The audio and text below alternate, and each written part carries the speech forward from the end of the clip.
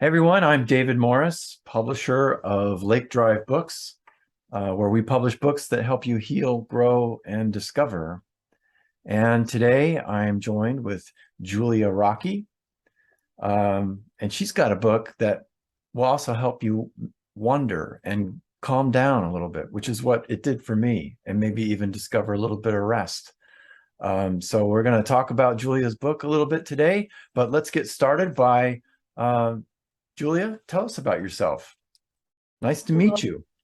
thanks for this opportunity today, David. Yes, so my name is Julia Rocchi. I'm the author of Amen, question mark, Questions for a God I Hope Exists. And this book has its genesis in a blog I began in my early 20s at a time when while I was a practicing Roman Catholic and regularly going to church, I felt really disconnected from my peers in the community. And I was having trouble finding other people who would invite and welcome questions about our faith and were willing to wrestle with our faith while striving to maintain a connection with God. So I began writing about it online. And over the years, those musings. How old were you? Oh, I was in my early 20s. I was your stereotypical just out of college, living at home with my parents during my first job, sitting by myself in my room on the internet, That was just writing a few these. years ago. Oh, sure. Yeah, just a few years ago. I wish. I wish. I feel that writing this book is an example of how faith is a lifelong process and a lifelong Yeah. journey. So I began writing, putting out these reflections, prayers, poems, little essays, just out into the world, and it just grew from there. Yeah. Yeah. So you're from Northern Virginia and it starts with an egg, and I always get the two mixed up. There's So, Alexandria and right, there's yes, I live in Arlington. Arlington. Yes, I live in Arlington. Arlington, Virginia, originally from outside Philadelphia, Pennsylvania, but I've been down here for 13, 14 years now. Oh, okay. Okay. So that faith of yours started in outside of the Philadelphia area, you said. Yes, yes. Oh, okay. And tell us about tell the viewers about sort of a little bit more of what you felt like you were running up against when it came to a sense of wanting to have a sense of faith, but what you were experiencing. Say a little bit more about that, please. Sure. So, as I mentioned, at the time, I was a young adult in Roman Catholic community, and I felt that I was very interested in the church, but the church was not as interested in me at that stage in my life. I kind of felt that because I wasn't married or didn't have children yet, or I wasn't very young or very old, I was kind of lost in this no man's land of faith formation. And when the young adults I did meet, who were also practicing, tended to be a little more dogmatic in their outlook. So I was feeling a bit adrift because I was looking for people who were willing to engage with questions, who were willing to put certainty aside. Um, and I came to realize, and this is where the intervening years of working on this manuscript and putting this book together, the insight that has come to me over time is that, well, yes, at the time, young adult was my identity. This really applies to any identities within a faith community. And I believe that church, this is my opinion, church works best when it's oriented around community rather than culture. And while at that time I was seeking a young adult community, my needs have changed over time. Then I wanted to seek uh, newly married couples, and then I wanted to seek people who had just become parents, or I wanted to seek out elders in the church and learn Yeah. from their perspective. And this is where pandemic has actually been a really interesting wrinkle and opportunity in this faith journey. While I had written a lot of the material for the book before pandemic, it was during pandemic, as I was starting my family. I have two small children. We were isolated at home. I was working on heavy edits for this book, getting it ready for publication. And it drove home for me how disconnected I felt from my faith community because we hadn't been to church in 2.5 years. We were staying home to keep the unvaccinated kiddos safe. And I just realized anew how important that physical connection was in my life, and how integral it was to my faith, to feeding it, to nourishing me. So when I think about that really strong example of what it felt like to be disconnected to community, I feel like this book is coming at a really good time in society, because people have been disconnected from their faith communities, not only because of pandemic, that's not the only disruption, but it's been a slow trend in society for decades now. Almost a third of US adults classify themselves as religious nuns, N-O-N-E-S. This is from Pew Research Center. So people who are moving away from traditional religion, but they haven't necessarily severed a connection to the divine. So what can supplant that? And I think it's being in community with one another. So make that connection from wanting to be in community, wanting to experience a sense of sacred together, with your book, which is called Amen, Questions for a God I Hope Exists. So these are essays, poems, and prayers in conversation with something other, God, the ultimate other, so to speak. So make that connection between, that questioning and wandering. Is it meant to sort of help the reader get into that space of wandering that then leads to community? What are you thinking there? That's a big question I just threw at you too. It is. It's my heart's desire that as people are reading the book and reading these questions on the page and diving into my personal explorations of potential answers or responses, it's my heart's desire that they walk away feeling less alone. That if they've been having similar questions or doubts or fears, that they know that at least one other person out there feels the same way. And my hope is, over time, as more people have the opportunity to read the book, that it becomes part of what is already a really big ongoing conversation among religious and spiritual circles, around inviting faith and grappling with mystery in our faith lives, because that's what leads to a mature and examined faith.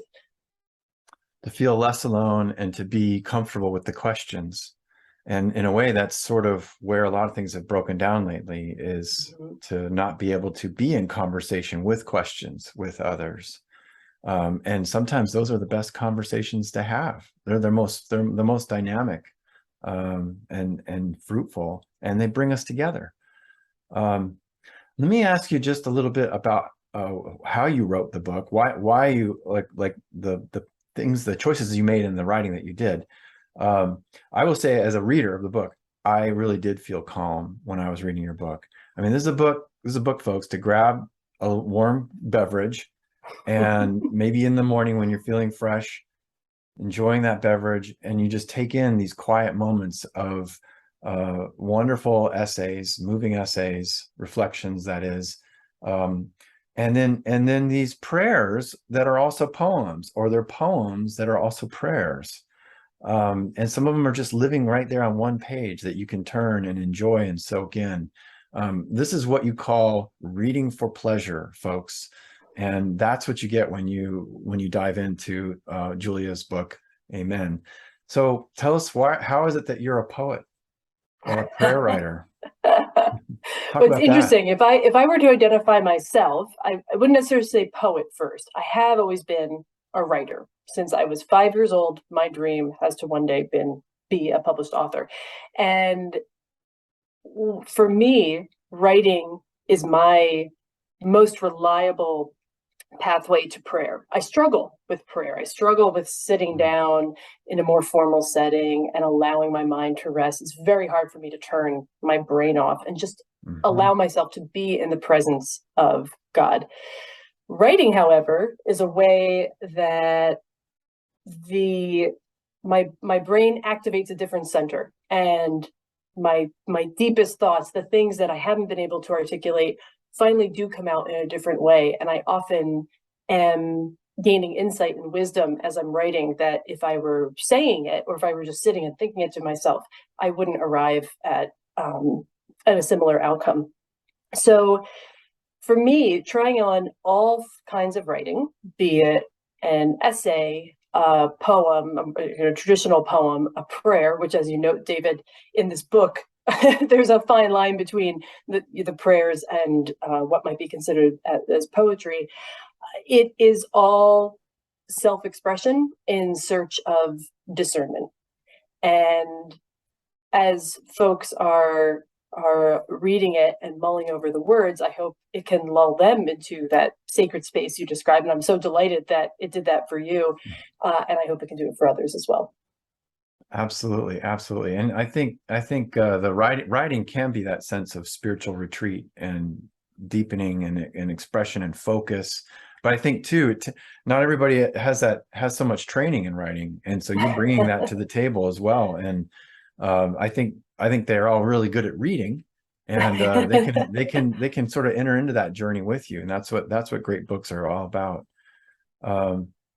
Well, tell us anything else that you want to talk about with the book. I mean, I think your title is kind of provocative, evocative, amen with a question mark. Mm-hmm. You've sort of touched on why it's like that, and questions for God, I hope, exists. What do you think about God? Tell us about, there's a big question for you. Right, sure. How much time do you have, David? Well, you spent a whole book writing to God, so we want to hear what you think. Exactly. Yeah. So I was very intentional about that question mark, which I think you had told me early on in the process when we were first discussing, but you're like, yeah, that question mark is a little unusual in publishing. You don't see a lot of titles with that. And I am so glad that we are going forth into the world with this title, because that question mark to me is powerful punctuation. It immediately signals to a reader that this is a book where questions are not only acceptable, but invited and encouraged. And I was equally intentional about the subtitle. As David can attest, for anybody watching this video right now, I had maybe 150 brainstormed options about possible subtitles. Yeah. Mm-hmm. And when this one finally came out, I just felt this centering in my body, like this physical presence, because I thought, oh, that is what I want to communicate to people. I want to communicate my own doubt and demonstrate in a succinct way that I'm willing to lean into that doubt on behalf of myself and on behalf of the reader. So using the word hope, I just find hope to be an incredibly resonant and powerful concept and feeling and need in our world today. And I want, through this book, to leave the reader with a sense of hope at the end, that connecting with the divine, working towards something greater than yourself, being in community with others is worth it. Awesome. Yeah, great. Hey, just a couple more questions. One would be just who's the reader? Who do you hope will really enjoy this book? And you even ask, I think at times, that you're concerned some folks might not like this book. Yeah. Which we don't want to talk about that. I don't want to talk about that. I don't want to sell your book, but talk about who you're writing this for. Sure. I ultimately wrote this for a reader, as I was mentioning earlier, who has questions and is open to questions. I think people who are seeking community will like this book the most, because I think in it they will feel connected to another person's search and hopefully see themselves reflected in it. So that's the biggest thing right now. When you hear about folks who are just not finding faith communities as much a part of their lives for whatever reasons, and there's a lot of different reasons, but what they miss so much is that sense of community. So I think there's a real need for that, and so you're writing right into it. And I think, David, what you were saying earlier, your experience of reading the book and saying people grab a warm beverage and take some quiet time in the morning, maybe it's just my stage of life. I'm finding that quiet time even harder to come by than I did when I was younger and single and pre-pandemic. But I don't think it's just me, and I don't think it's just Yeah. my stage of life. I think we are all suffering from a lot of demands on our attention right now, and that much of the way we interact virtually, online, digitally, is bifurcating our attention. And I think it is an important spiritual practice to read, to Yes. read, or if you're listening on audiobook, like to sit and just listen to it, that it helps build up our presence and attention. And I think that is such a valuable skill. Certainly, I've been talking about it in terms of spiritual discernment, but I think just for our mindfulness throughout our life, I would love to be a very small part of cultivating that skill for people. Yes, yes. And by the way, you brought up audiobooks, and the book will be available on audio. We're getting there. We're still early, as we record this, we're early in the publishing process, or we're getting close to the on sale date. Well, thank you so much. One question for you. You're not going to expect this one, so be ready. What are you going to work on next? You're a writer. You've been writing for a long time.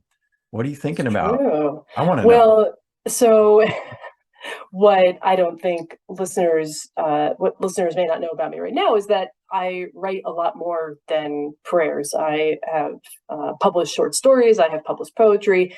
I would love to dip back into the fiction side of my brain and continue to work on fiction. But I do have a couple other spiritual nonfiction ideas too. I'm kind of thinking, as I think about the evolution in my own life, and now thinking about the spirituality of parenthood, how might I explore that through writing? And I'm also Nice. thinking in our era of polarization and the breakdown of our ability to have meaningful disagreement and discourse with one another, I'm also thinking about a potential collection of essays of people with vastly different viewpoints talking to one another through paired essays around a point on which they disagree. Wow. And just an example of this, it's one of the first essays in Amen.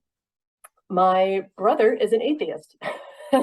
So here you have a sister who has just written a book on prayer, essentially, and a brother who is an atheist. But we have a wonderfully close and communicative relationship around these big questions. And presumably he granted permission for you to talk about he him. absolutely And did. that's He absolutely more did. graciousness. Yes. And if I may, can I share an anecdote that's not in that Sure. essay in the Sure. book? Okay, so here's what I did not include in that essay in the book. So this happened earlier in my 20s. My brother is a couple of years younger than me. I'll summarize the essay basically as saying he came out to me as atheist, and we began what is now a 15-year conversation about our different beliefs and approaches to faith. At the time, when I wrote an earlier version of this essay to work through my own thoughts and feelings on the matter, my brother was very moved by what I had written, and he took it and he shared it to the atheist forum he participated in on Reddit.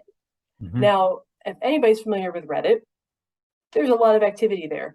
So he shared this link, and I had the most traffic I've ever had to my blog and a flood of comments.